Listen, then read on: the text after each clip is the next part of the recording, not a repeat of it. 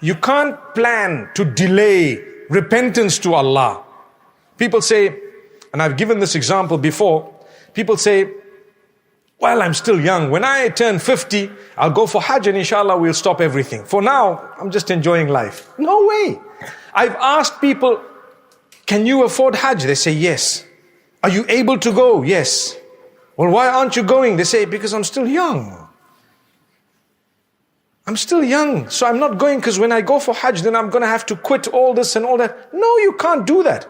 Allah decides when you're going to go by giving you the means and the capacity to go. وَلِلَّهِ عَلَى النَّاسِ حِجُّ الْبَيْتِ مَنِ اسْتَطَاعَ إِلَيْهِ سَبِيلًا. Allah has made it compulsory to go for Hajj for those who are able and capable to undertake the journey. So if you have the capacity, who gave you the capacity? Allah. You have the money, who gave you the money? Allah. So He's decided when you're going to go. If you delay unnecessarily, you're sinful.